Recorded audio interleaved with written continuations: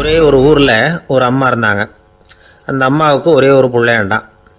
அவனுக்கு ரொம்ப அக்கறையோடு கல்யாணம் பண்ணி வச்சாங்க. கல்யாணம் முடிஞ்சதும் மருமக பொண்ணு வீட்டுக்கு வந்து சேர்ந்தது. அப்பாடா, என் கடமை முடிஞ்சது, இனிமேல் அக்கடான்னு எங்கேயாவது ஒரு மூலையில் படுத்து கிடக்கலாம் அப்படின்னு நினச்சாங்க அந்த அம்மா. ஆனால் நினைக்கிறபடி எங்கே நடக்குது? அதுக்கப்புறம் தான் பிரச்சனையே ஆரம்பமாச்சு. மருமகள் குணம் சரியில்லை, ஒரு மாதிரி. அந்த பொண்ணு வீட்டுக்கு வந்ததுமே முதல் வேலையாக மாமியாரை பார்த்து, அதுதான் நான் வந்துட்டேன்ல, இனிமேல் உங்களுக்கு என்ன வேலைங்க, புறப்பட வேண்டியது தானே, காசி ராமேஸ்வரம்னு எங்கேயாவது போங்க அப்படின்னுட்டு தான். மாமியார் பார்த்தாங்க, கொஞ்சம் யோசனை பண்ணாங்க. இந்த பாருமா, நீ இப்படி சொல்கிறதுக்கு முன்னாடியே வீட்டை விட்டு புறப்படணுங்கிற முடிவுக்கு நான் வந்துட்டேன். வீட்டை மட்டும் இல்லை, இந்த உலகத்தை விட்டே கூட போகிறதுக்கு தயாராக இருக்கிறேன். ஆனால் ஒரே ஒரு விஷயத்துக்காக என் உயிரை கையில் பிடிச்சிக்கிட்டு இருக்கிறேன் அப்படின்னாங்களாம். என்ன விஷயம்னு கேட்டது இந்த மருமக பொண்ணு. வேறு ஒன்றும் இல்லை, என் பிள்ளைக்கு கல்யாணம் பண்ணி வச்சுட்டேன். ஒரு பேர புள்ள பிறந்து அதை என் கண்ணால் பார்த்துட்டேன்னா நான் எங்கே வேணும்னாலும் போகிறதுக்கு தயாராக இருக்கிறேன் அப்படின்னாங்களாம் அந்த மாமியார். மாமியார் இப்படி சொல்கிறதுலேயே நியாயம் இருக்கிறதாக பட்டுது அந்த பொண்ணுக்கு. சரி, அப்படியே இருந்து பார்த்துட்டு போகலாம் அப்படின்னு அனுமதி கொடுத்தது. கொஞ்ச காலத்தில் ஒரு பேரன் பிறந்தான். அந்த அம்மாவும் பேரனை கண்ணால் பார்த்துட்டாங்க. சரி, பேரனை பார்த்தாச்சுல்ல, இனிமேல் புறப்பட வேண்டியது தானே அப்படின்னது மருமக பொண்ணு. மாமியார் பார்த்தாங்க, நீ சொல்கிறது சரிதாம்மா, அதில் ஒன்றும் தப்பு இல்லை. என்னோடய பேரன் உங்களை அம்மா அப்பான்னு கூப்பிட்றத என் காது குளிர கேட்டுட்டு போயிடுறேனே அப்படின்னாங்களாம். சரி, அந்த ஆசையை நிறைவேறட்டும் அப்படின்னு காத்துக்கிட்டு இருந்தாங்க. பேரன் வளர்ந்தான், நடந்தான், பள்ளிக்கூடம் போனால் பெரியவனானான். மருமக பொண்ணு மறுபடியும் மாமியாரை விரட்ட ஆரம்பிச்சுட்டுது, இன்னும் புறப்புள்ளையான்னு. இதை பாருமா, இது வரைக்கும் இருந்துட்டேன். பேரனோட கல்யாணத்தையும் கண்ணால் பார்த்தா தான் இந்த கட்டை வேகும் போல் இருக்குது அப்படின்னு சொல்லி ஒரு மாதிரியாக பேச ஆரம்பித்தாங்க. இதுவும் நியாயமான ஆசையாக தான் படுது அப்படின்னு அது யோசிச்சிருக்கு அந்த பொண்ணு. சரின்னு அதுக்கும் ஒத்துக்கிட்டது. உடனே பேரனுடைய கல்யாணமும் முடிஞ்சது ஒரு வழியாக. இனிமேல் ஒரு நொடி கூட இங்கே இருக்கக்கூடாது, புறப்படுங்க அப்படின்னு மாமியாரை விரட்டிச்சான் அந்த பொண்ணு. இப்போ அந்த மாமியார் தன்னோட மருமகளை பார்த்து சொல்கிறாங்க, இதோ கிளம்பிட்டேம்மா, என் மூட்டை முடிச்செல்லாம் கட்டிக்கிட்டேன், புறப்பட்டுவிட்டேன். அப்படியே நீயும் உன் துணிமணிகளை மூட்டை கட்டிக்கிட்டு கிளம்பிடும், என்னோட சேர்ந்து 2 பேருமா சேர்ந்து போயிடலாம் அப்படின்னாங்களாம். அந்த பொண்ணு முழிக்குது. முழிக்காதே, உனக்கும் ஒரு மருமக வந்துட்டா, இனிமேல் நீயும் ஒரு மாமியார் தானே, உனக்கும் இனிமேல் இங்கே வேலை இல்லை, புறப்படு அப்படின்னாங்களாம். அப்போ தான் அந்த பொண்ணு சிந்திக்க ஆரம்பிச்சு தான், தன்னோட தவறு புரிஞ்சுதான். இந்த தகவலை கேட்டுக்கிட்டு இருக்கிற மருமகள்லாம் இதை பற்றி கொஞ்சம் யோசித்து பார்க்கணுங்கிறதுக்காகத்தான் இதை சொல்கிறோம் மாமியார்கள் சார்பாக. கொஞ்ச நாளைக்கு முன்னாடி ஒரு பொண்ணை பார்த்து பேசுகிற சந்தர்ப்பம் கிடச்சிது ஒரு கல்யாண வீட்டில். அந்த பொண்ணு சொல்லிச்சு, சார், எனக்கு கல்யாணம் ஆகி 15 வருஷம் ஆகுது, நான் மாமியார்கிட்ட சண்டை போட்டதே இல்லை அப்படின்னு ரொம்ப அடக்கமாக சொல்லிச்சு. அது எப்படிம்மா சாத்தியமாச்சுன்னு கேட்டோம். எனக்கு கல்யாணம் ஆகி 15 வருஷம்தான் ஆச்சு, ஆனால் என் மாமியார் செத்து போய் 20 வருஷத்துக்கு மேலே ஆகிட்டுது அப்படின்னுது. ஒருத்தர் ரொம்பவும் மகிழ்ச்சியாக வந்துக்கிட்டு இருந்தார். என்ன விஷயம்னு விசாரித்தேன். நான் தோற்று போயிட்டேன், அதுதான் மனசுக்கு மகிழ்ச்சியாக இருக்குது அப்படின்னார். எனக்கு இது ரொம்ப ஆச்சரியமாக போச்சு. இந்த உலகத்தில் தோற்று போகிறவங்க யாரும் மகிழ்ச்சியாக இருக்கிறதில்ல. அப்படி இருக்கிறப்ப இவர் இப்படி சொல்கிறாரே, எங்கே தோற்று போனீங்கன்னு கேட்டேன். அதுக்கப்புறம் தான் அவர் விவரமாக சொன்னார். என்னோட 5 வயசு குழந்தையோடு நான் விளையாடிக்கிட்டு இருந்தேன். அந்த விளையாட்டில் என் குழந்தை ஜெயிச்சு விட்டுது, நான் தோற்று போயிட்டேன் அப்படின்னார் ரொம்ப உற்சாகமாக. நான் யோசித்து பார்த்தேன்.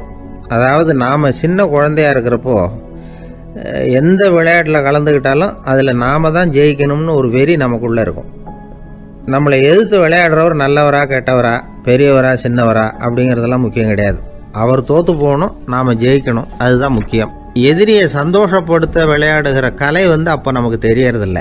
வாழ்க்கையில் ஒரு பக்குவம் வந்ததுக்கு அப்புறம் வெற்றி பெறணுங்கிற மன அழுத்தம் போயிடுது. போட்டியில் ஜெயிக்கணுங்கிறத விட குழந்தையை சந்தோஷப்படுத்தணுங்கிறது முக்கியமாக போச்சு. ஜெயிக்கணுங்கிற வெறி ஓடி போட்டுது. ஒரு குழந்தையாக இருந்தப்போ நம்ம வளர்ச்சிக்கு உதவிய வெறி பெரியவனானதுக்கு பிறகு நமக்கு எதிரியாக மாறுது. அதை சரியான சமயத்தில் நாம் புரிஞ்சுக்கிட்டோம்னா போதும், நாம் பொழைச்சிக்கலாம். ஒவ்வொரு மனுஷனுமே வாழ்க்கையோட அடுத்த கட்ட வளர்ச்சியில் அடி எடுத்து வைக்கிற நேரத்தில் தன்கிட்ட இருந்து ஏதோ ஒரு குணத்தை அல்லது தன் குணம் இருந்த ஏதோ ஒரு உறவை நாம் இழக்கத்தான் வேண்டியிருக்குது. ஒரு கட்டம் வரைக்கும் உதவியாக இருந்த குணம் அடுத்த கட்டத்துக்கு தடையாக கூட மாறிடலாம். இந்த பரிமாண மாற்றத்துக்கு உள்ளாகிற ஒவ்வொருத்தரும் பிரத்யட்சமாக இதை உணர்றாங்க. ஆனால் பல பேர் எப்படின்னா பழசை திறந்துவிட்டு புதிய கொள்கைகளை உருவாக்கிக்கிறதுக்கு இஷ்டம் இல்லாமல் இருந்துடுறாங்க, அல்லது அப்படி செய்ய முடியாமல் தவிக்கிறாங்க. இதையெல்லாம் மீறி அந்த பழசை திறந்துட்டா அதை இழந்ததால் உண்டாகிற மன அழுத்தம் சில காலத்துக்கு வருத்திக்கிட்டு தான் இருக்கும், வேறு வழி இல்லை. ஆரோக்கியமான ஒரு முன்னேற்றத்துக்காக அந்த மன அழுத்தத்தை தாங்கிக்கத்தான் வேணும் அப்படிங்கிறாரு அந்த உலக புகழ்பெற்ற மேதை ஒருத்தர், இந்த ஸ்காட் பெக் அப்படிங்கிறவர். பிறந்த நாள் முதல் இதுதான் சரி அப்படின்னு கற்பிக்கப்பட்டு வந்த ஒவ்வொரு தத்துவத்தையும் தங்களுடைய வளர்ச்சிக்கு தகுந்த மாதிரி மாற்றி அர்த்தப்படுத்தி கொள்ள முடியாமல் வாழ்க்கை சூழலில் அப்படியே அரைப்பட்டு தூளாகிறவர்கள் தான் ரொம்ப தவிக்கிறாங்களாம். இதுதான் அவருடைய கருத்து. பெரும்பாலும் மனிதர்களுடைய நடுத்தர வயசில், அதாவது 30 தாண்டுகிற சமயத்தில் தான் இந்த தவிப்பு உண்டாகுதான். இதை தான் மேற்கத்திய நாடுகளில் அடிக்கடி மிட் லைஃப் கிரைசிஸ் அப்படின்னு சொல்கிறாங்க. அப்பப்போ பழசையெல்லாம் தொலைச்சி விட்டு புதுசாக பிறக்கிறதுக்கு கற்றுக்கணும். ஒவ்வொரு நிமிஷத்தையும் அந்த நிமிஷத்துக்கு ஏற்ற சித்தாந்தம் கொண்டவர்களாக சந்திப்போம் அப்படிங்கிறார் அந்த உளவியல் நிபுணர். இப்படி பழகிக்கிட்டால் வாழ்க்கை இன்பமயம், இல்லைன்னா தவிப்பு மயம்தான். பழசை தொலைக்க முடியாதவர்களில் எத்தனையோ பேர் உண்டு, எத்தனையோ ரகம் உண்டு. அதில் வேடிக்கையான நண்பர்களும் உண்டு. ஒருத்தர் நண்பர் வீட்டுக்கு போனார். அவர் ஏதோ இனிப்பு பலகாரம் கொடுத்து சாப்பிட சொல்லியிருக்கிறாங்க அவங்க வீட்டில். இவர் சாப்பிட்டு பார்த்துட்டு சொன்னாராம், சார் 6 மாதத்துக்கு முன்னாடி ஒரு தடவை இங்கே வந்தேன், அப்போது ஒரு இனிப்பு பலகாரம் கொடுத்தீங்க, அது இதை விட நல்லா இருந்தது சார் அப்படின்னாராம். அப்போ செஞ்ச அதே இனிப்பு பலகாரம் தான் சார் இதுவும் அப்படின்னாராம் அவர். ஒரு ஊரில் ஒரு பெரியவர் இருந்தார். ஒரு நாள் அவரை தேடி ஒருத்தர் வந்தார்.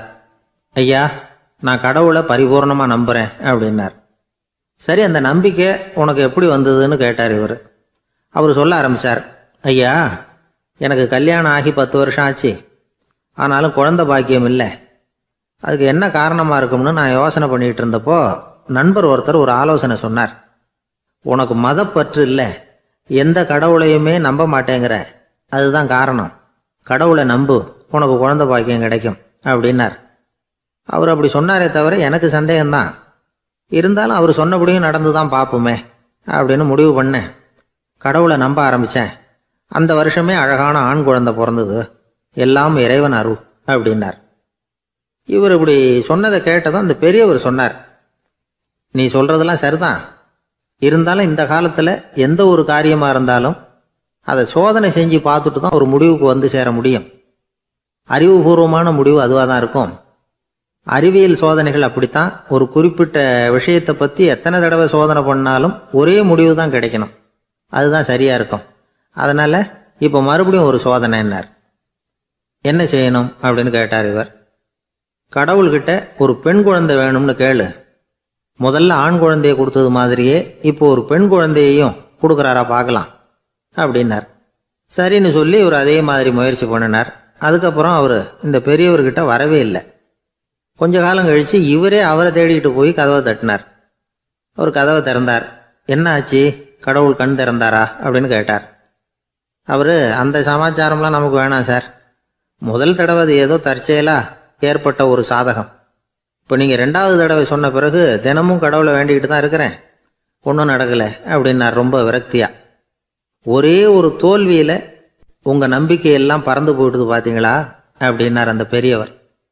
எல்லாம் நல்ல விதமாக நடக்கிற வரைக்கும் நம்பிக்கை, எதிர்பார்த்தது தோல்வியில் முடிஞ்சுட்டுதுன்னா அவநம்பிக்கை. மற்றவர்கள் பேரில் வைக்கிற நம்பிக்கை எந்த நேரத்திலையும் விவகாரமாகி விடக்கூடிய சாத்தியம் உண்டு. நாம் நம்பிக்கை வைக்க வேண்டியது நம்மகிட்ட தான், நமக்குள்ளே இருக்கிறார் கடவுள். எனவே நம்ம பேரில் நாம் வைக்கிற நம்பிக்கை தான் உண்மையான கடவுள் பக்தி. நிபந்தனையற்ற நம்பிக்கையாக அது இருக்கணும். எல்லாம் நல்லபடியாக நடந்துக்கிட்டு இருந்தால் எந்த முட்டாளுக்கும் நம்பிக்கை வரத்தான் செய்யும் அப்படிங்கிறது ஒரு பெரியவர் கருத்து. தியானத்தின் மூலமாக தான் உனக்குள்ள ஆழமாக தோண்டுனா உன்னுடைய அடி ஆழத்தில் நம்பிக்கை அப்படி ஊற்றெடுக்கும், அதை பார்க்க முடியும் அப்படிங்கிறது பெரியவர்கள் சிந்தனை. ஒரு குழந்தை அப்பாவை பார்த்து என்னப்பா பண்ணுறேன்னு கேட்டுதான். பிரார்த்தனை பண்ணிகிட்டு இருக்கிறேன்னாரான் அப்பா. பிரார்த்தனை பண்ணுனா என்ன கிடைக்கும் அப்படின்னு கேட்டுதான் குழந்தை. எல்லாம் கிடைக்கும் அப்படின்னாரான் அப்பா.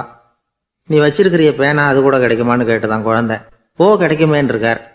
அப்படின்னா அந்த பேனாவை என்கிட்ட கொடுத்துரு, நீ பிரார்த்தனை பண்ணி வேற பேனா வாங்கிக்கோ அப்படின்னு தான் அந்த குழந்தை. ஒரு புகழ்பெற்ற ஜப்பானிய சாமுராய் வீரன், வாள் வீசுறதுல ரொம்ப கெட்டிக்காரன். ஒரு கடுமையான போரில் கலந்து கொண்டுட்டு களைச்சி போய் திரும்பி வந்தான். படுக்கையில் விழுந்தான். பக்கத்தில் என்னமோ சத்தம் கேட்டுது. திரும்பி பார்த்தான். ஒரு எலி அவனை முறைச்சி பார்த்துக்கிட்டு இருந்தது. உடனே வாழை உருவனா வீசினான். அது தப்பிச்சிட்டு ஓடி போச்சு. எவ்வளோ முயற்சி பண்ணி பார்த்தா முடியல. கடைசியில் அந்த வாள் முறிஞ்சு போனது தான் மிச்சம். ஒரு பக்கம் அவனுக்கு இது அவமானமாக போயிட்டுது, இன்னொரு பக்கம் பயமாக போயிட்டுது. எவ்வளவோ போர்களில் எதிரிகளை பந்தாடினவன் அவன் ஒரு எலிகிட்ட தோற்று போய்டுறதா அவனால் சகிச்சிக்க முடியல. மனைவிகிட்ட சொன்னான் இப்படி நடந்துட்டுதுன்னு. அவள் சிரிச்சா. உங்களுக்கு புத்தியே இல்லை, எலியை போய் யாராவது வாளால் வெட்டுவாங்களா அப்படின்னு அந்த அம்மா சொன்னதும், நீ என்ன சொல்கிறேன்னா, ஒரு பூனையை கொண்டுட்டு வந்துட்டா போதும், அதுக்கப்புறம் ஏன் எலி வரப்போகுது அப்படின்னு அந்த அம்மா. உடனே ஒரு பூனை வந்து சேர்ந்தது. அது சாதாரண பூனை இல்லை, வீர சாகசங்கள்லாம் செஞ்சு பழக்கப்பட்ட பூனை. பெரிய இடத்துல வளர்ந்தது. அதை கொண்டுட்டு வந்துட்டாங்க. அந்த பூனை குறி பார்த்து எலி மேலே பாஞ்சுது. ஆனால் அந்த எலியை சுலபமாக தப்பிச்சு போட்டுது.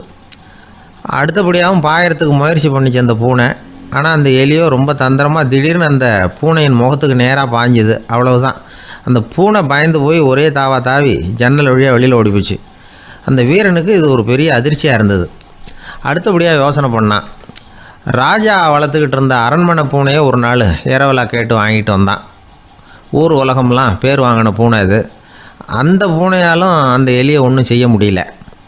வீரனுக்கு ரொம்ப அதிர்ச்சி. அந்த அரண்மனை பூனைகிட்டையே போய் புலம்புனான். அரண்மனை பூனையே, நீயே தோற்று போயிட்டியே, இனிமேல் நான் என்ன செய்ய முடியும்னா. அந்த பூனை சிந்திச்சுது.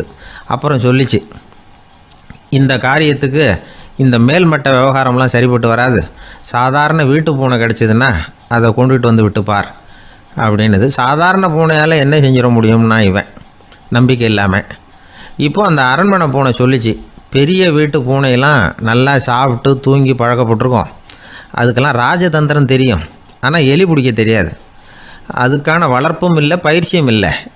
ஏன்னா அதுக்கெல்லாம் பசி கிடையாது. சாதாரண வீட்டு பூனை அப்படி இல்லை, பசிக்கு ஆகாரம் தேடி அலையும். எலிகளை பிடிச்சி சாப்பிட்டுட்டு தான் உயிர் வாழும்.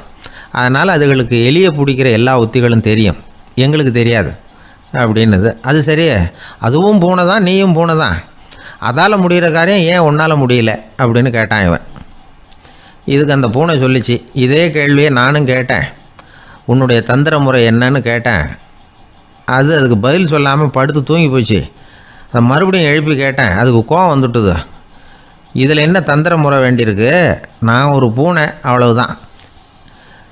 பூனைன்னா பூனை, பூனை எலியை பிடிக்கும், நான் எலியை பிடிக்கிறேன், அவ்வளவுதான்னுது அப்படின்னு சொல்லி விவரமாக சொல்லிச்சு அந்த அரண்மனை பூனை.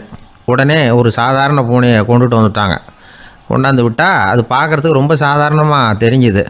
இந்த வீரனுக்கு நம்பிக்கை வரல. இருந்தாலும் அதை கொண்டுட்டு வந்து வீட்டுக்குள்ளே விட்டான். ஒரே நிமிஷம் அந்த எலியை கவிட்டு வெளியில் ஓடி போச்சு. மேலிடத்த பூனைகள்லாம் இதை வேடிக்கை பார்த்துக்கிட்டு வெளியில் நின்றுக்கிட்டு இருக்குது. எல்லோரும் மெதுவாக அந்த பூனையை நெருங்கி, உங்கள்கிட்ட அப்படி என்ன தனிப்பட்ட திறமை, அதோட ரகசியம் என்னன்னு கேட்டாங்க. அந்த சாதாரண பூனை ரொம்ப சாதாரணமாக சொல்லிச்சான், அதெல்லாம் எனக்கு தெரியாது, நான் பூனை, அவ்வளவுதான், நீங்களும் பூனையாக இருங்கோ அப்படின்னு சொல்லிவிட்டு அந்த பூனை தன்னுடைய வாயில் கவிய எலியோடு அங்கேருந்து நடந்து போச்சு. இந்த கதையிலேருந்து நாம் புரிஞ்சிக்க வேண்டிய தத்துவம் என்னென்னா, நீயாக இரு. இதுதான் அந்த தத்துவம். நம்ம ஒவ்வொருத்தருக்கு உள்ளேயும் ஒரு தனித்தன்மை இருக்குது. இதை அவங்கவுங்க புரிஞ்சுக்கிட்டு உண்மை இயல்பு புரிஞ்சுக்கணும். நம்முடைய இயல்பு என்னங்கிறது நமக்கு தெரியணும். அதை கண்டுபிடிக்கிறது தான் உண்மையான கலை. ஒரு பெரிய மனுஷன் வாயை அகலமாக திறந்து வச்சுட்டு தூங்கிட்டு இருந்தான். உடனே ஒரு எலி உள்ளே பூந்துட்டு தான். வீட்டு வேலையாள் டாக்டருக்கு ஃபோன் பண்ணான், எங்கள் முதலாளி வாய்க்குள்ளே ஒரு எலி பூந்துட்டுது டாக்டர் அப்படின்னா. நான் உடனே புறப்பட்டு வரேன், அதுக்கு முன்னாடி நீ ஒரு ரொட்டி துண்டை எடுத்து ஒரு வாய்க்கு முன்னாடி காட்டு, உள்ளே போன எலி வெளியில் வந்துடும்னார் டாக்டர். சரின்னு சொல்லிவிட்டான். கொஞ்ச நேரத்தில் டாக்டர் அங்கே போய் சேர்ந்தார். அப்போ வேலைக்காரன் ஒரு பெரிய மீனை அவர் வாய்க்கு நேராக இப்படியும் ஆட்டிக்கிட்டு இருந்தான். நான் ரொட்டி துண்டை தானே காட்ட சொன்னேன்னார் டாக்டர். அவன் சொன்னான், எலியை வெளியில் கொண்டுட்டு வர்றதுக்கு ரொட்டி துண்டை காட்ட சொன்னீங்க டாக்டர், அதுக்கப்புறம் அந்த எலியை துரத்திக்கிட்டு ஒரு பூனை உள்ளே போயிருக்கு, அதுக்காக தான் இந்த மீனை காட்டிகிட்டு இருக்கேன் நானா. இது எதுக்குன்னா, இப்படி வேடிக்கையாக சொல்கிறது, பூனை பூனையாக இருக்க வேண்டும், எலி எலியாக இருக்க வேண்டும், மனுஷன் மனுஷனாக இருக்க வேண்டும் அப்படிங்கிறத புரிஞ்சுக்கிறது. நாம இருக்கிற வரை வெற்றி நிச்சயம். கத்தியை தீட்டாதே புத்தியை தீட்டு அப்படின்னு ஒரு பெரியவர் புத்தி சொன்னார்.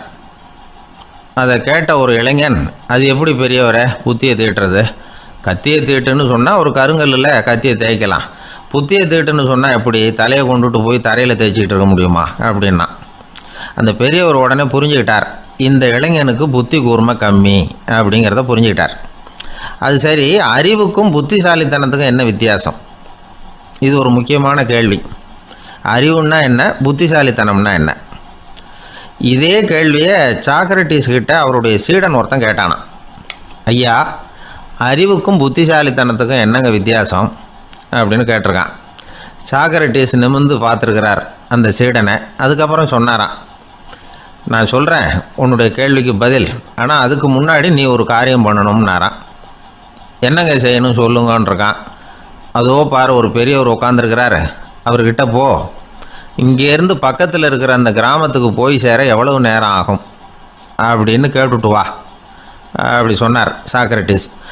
சரின்னு சொல்லிவிட்டு இவன் போனான். அந்த பெரியவர் முன்னாடி போய் நின்னான். ஏங்க பெரியவரை, இங்கேருந்து அதோ தெரியுத அந்த கிராமத்துக்கு போய் சேர்றதுக்கு எவ்வளவு நேரம் ஆகும் அப்படின்னு கேட்டான். பெரியவர் நிமிர்ந்து பார்த்தார், ஆனால் பதில் எதுவும் சொல்லலை. இவன் மறுபடியும் ஒரு தடவை அதே கேள்வியை அவர்கிட்ட கேட்டான். என்னங்க, நான் கேட்குறது உங்கள் காதில் விழுதா, அந்த கிராமத்துக்கு போய் சேர்றதுக்கு எவ்வளோ நேரம் ஆகும் அப்படின்னு சொல்லி மறுபடியும் கேட்டான். அப்பவும் அவர் பதில் சொல்லலை. உடனே அவன் மனசுக்குள்ளே முடிவு பண்ணிக்கிட்டான், சரி பெரியவர் ஒரு மாதிரியாக தெரிகிறார், புத்தி சுவாதீனம் சரியில்லாத ஒரு மாதிரி தெரியுது அப்படின்னு நினச்சிக்கிட்டே வந்த வழியிலே திரும்பி வந்துட்டான். கொஞ்சம் தூரம் நடந்திருப்பான். இப்போ அந்த பெரியவர் மறுபடியும் கூப்பிட்டார். இளைஞனே இப்படி வாடினார். இவனுக்கு ஒன்றும் புரியல. மறுபடியும் திரும்பி நடந்தான். அவர் முன்னாடி போய் நின்னான். பெரியவர் சொன்னார், தம்பி, இங்கேருந்து அந்த கிராமத்துக்கு போய் சேர்றதுக்கு 5 நிமிஷம் ஆகும் அப்படின்னார். இப்போது அந்த இளைஞன் அந்த முதியவரை ஒரு மாதிரியாக பார்க்க ஆரம்பித்தான். அதுக்கப்புறம் கொஞ்சம் யோசித்தான். பிறகு அவர்கிட்டே கேட்டுட்டான், ஏங்க பெரியவரை, இதே பதிலை அப்போவே என்கிட்ட சொல்லியிருக்கலாமே, என்னை திரும்பி போன்னு சொல்லிவிட்டு பாதி தூரம் போனதுக்கப்புறம் மறுபடியும் கூப்பிட்டு அதுக்கப்புறம் இப்படி சொல்கிறீங்களே, இது நியாயமா அப்படின்னா. பெரியவர் சிரித்தார். அதுக்கப்புறம் சொன்னார், ஏன்பா, நீ எவ்வளவு வேகமாக நடக்கிறேங்கிறத பார்க்காம நீ கிராமத்துக்கு போய் சேர வேண்டிய நேரத்தை எப்படி என்னால் சொல்ல முடியும்? அதனால தான் உன்னை கொஞ்சம் தூரம் நடக்க விட்டு உன்னுடைய நடையின் வேகம், அந்த கிராமம் இருக்கிற தூரம் ரெண்டையும் கணக்கு போட்டு அதுக்கப்புறம் நேரத்தை சொன்னேன்னார். சீடன் வந்து தலை குனிந்தான். அப்படியே திரும்பி வந்து சாக்ரட்டிஸ் முன்னாடி நின்னான். சாக்ரட்டிஸ் இப்போ சொல்கிறார், தம்பி, அதுக்கு பேர் தான் புத்திசாலித்தனம். இந்த அறிவு கூர்மை வந்து எல்லா இளைஞர்களுக்கும் வரணும் அப்படிங்கிறதுக்காகத்தான் கத்தியை தீட்டாத புத்தியை தீட்டு அப்படின்னு பெரியவங்கள்லாம் சொல்லிகிட்டு இருக்கிறாங்க. புத்தியை தீட்டுறவங்கெல்லாம் வாழ்க்கையில் அறிவாளியாகிறாங்க, தீட்டாதவங்க கோமாளியாகிறாங்க. இதுதான் இன்றைக்கி நடக்கிறது. அதனால் அறிவு கூர்மைங்கிறது வேறு. இந்த காலத்து ஆசாமி ஒருத்தர் இன்னொருத்தரை பார்த்து கேட்டார், ஏங்க, ஒரு விமானம் இங்கேருந்து புறப்பட்டு 2 மணி நேரத்தில் மதுரைக்கு போய் சேருது.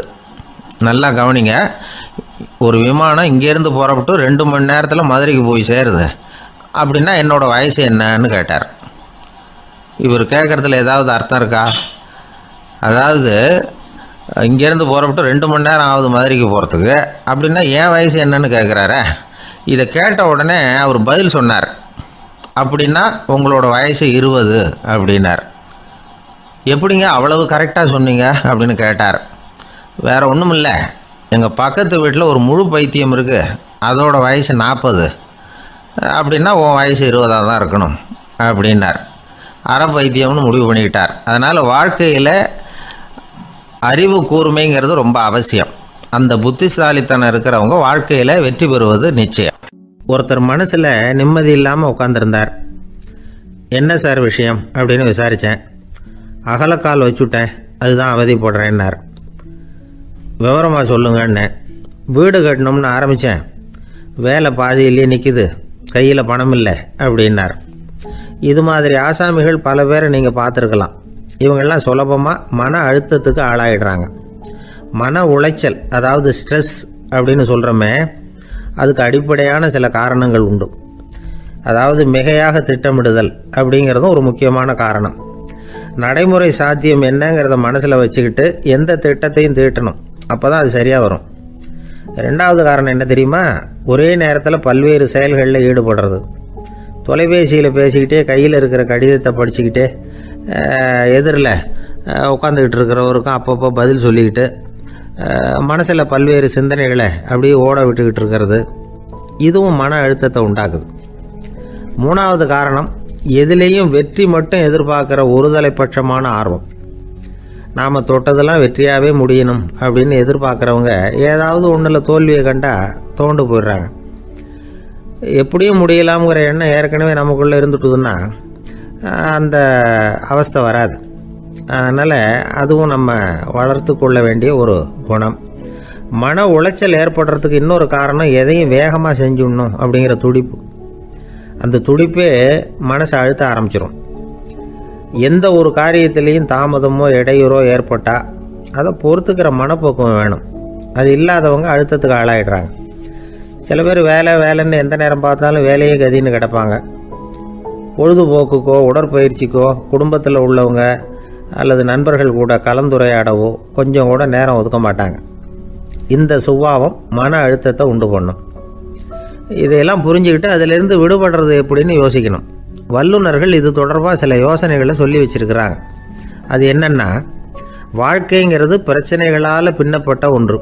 அது எப்போவுமே முடிவடையாத ஒரு தொடர்கதை அப்படிங்கிறத முதல்ல நாம் புரிஞ்சுக்கணும். ஒரே நேரத்தில் ஒரு காரியத்தில் மட்டுமே நாம் கவனம் செலுத்தணும். அடுத்தவங்க காரியத்தில் தலையிடக்கூடாது. எதையும் பேச ஆரம்பிக்கிறதுக்கு முன்னாடி நம்மை நாமே கேட்டுக்க வேண்டிய கேள்வி 2. 1, நான் சொல்ல போகிறது ரொம்ப முக்கியமானதா? 2வது, நான் சொல்கிறத அவங்க கேட்குறதுக்கு ஆசைப்படுறாங்களா?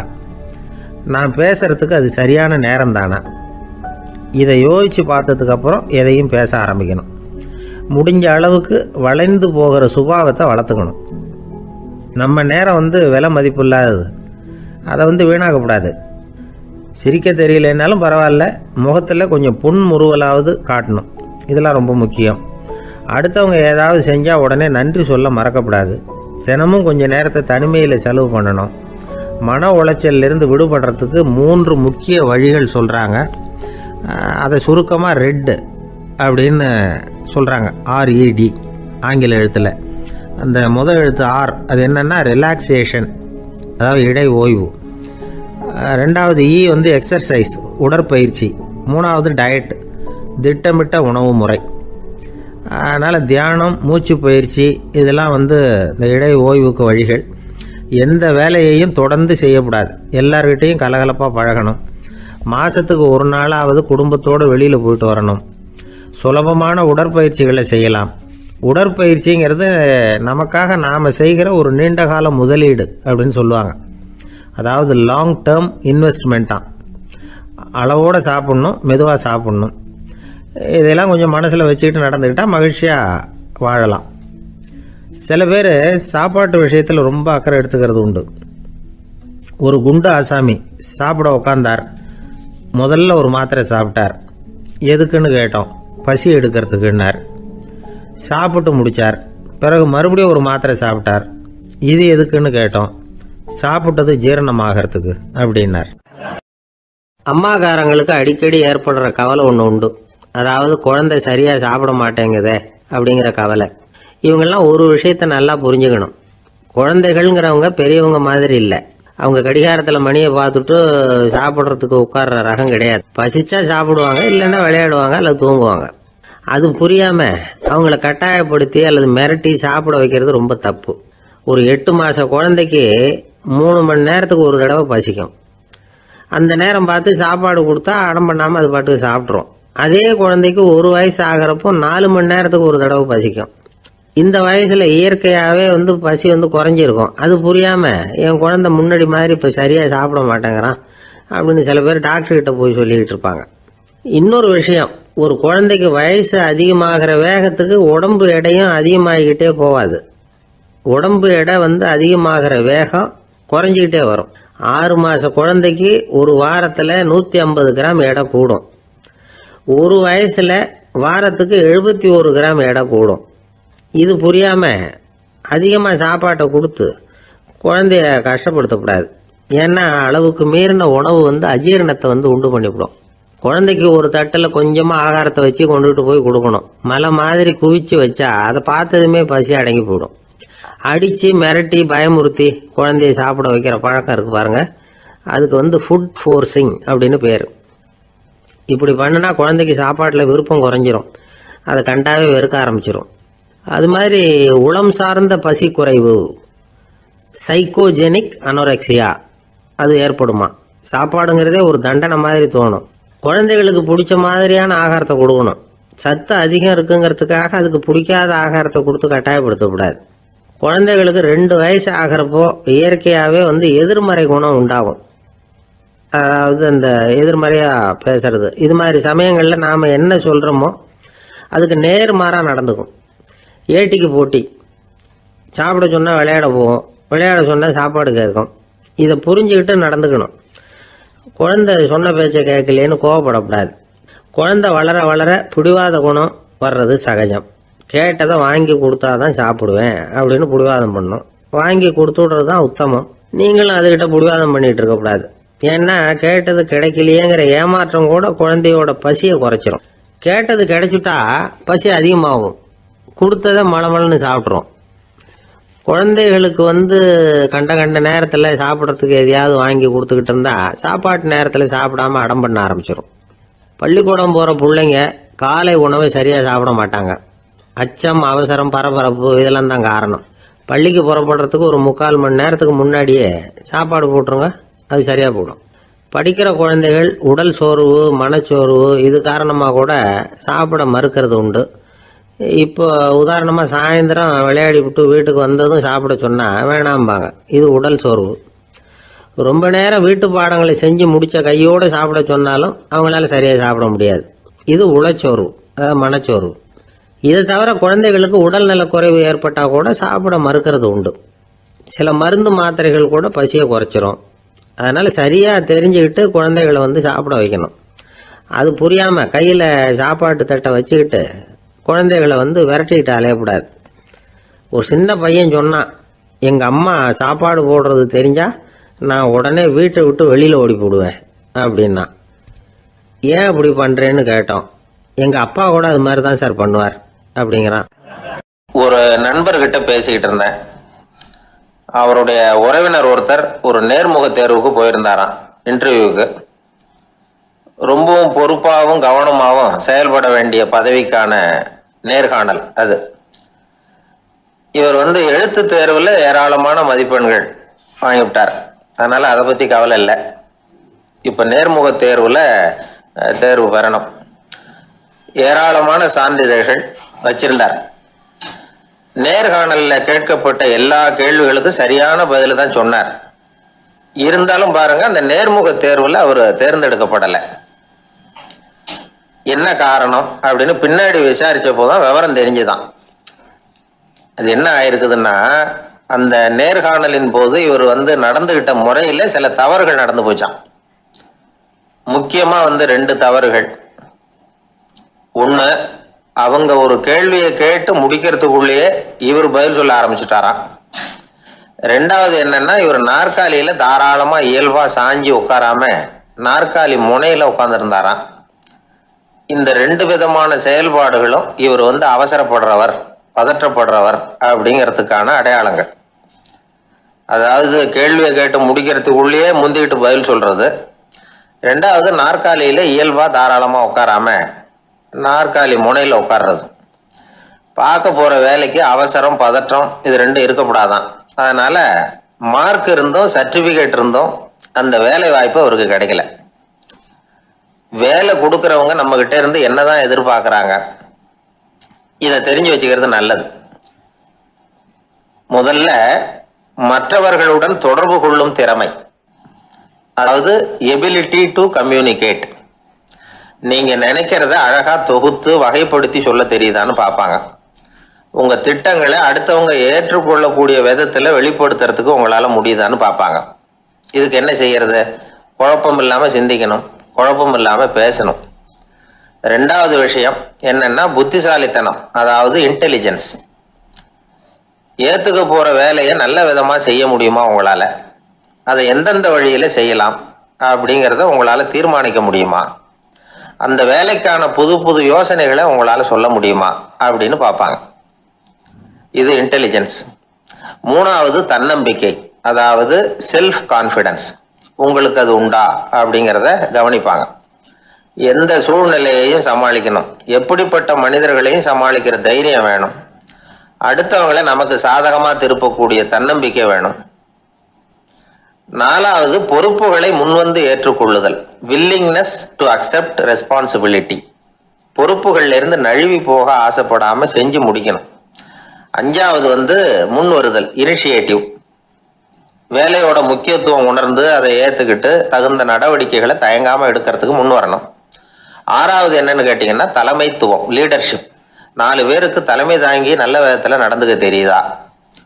7வது கற்பனை திறன், இமேஜினேஷன். சில பிரச்சனைகள் வரக்கூடும் அப்படின்னு முன்கூட்டியே யூகிச்சு அதுக்கு தகுந்த மாதிரி நடவடிக்கை எடுக்கிற திறமை உண்டா அப்படிங்கிறத பார்ப்பாங்க.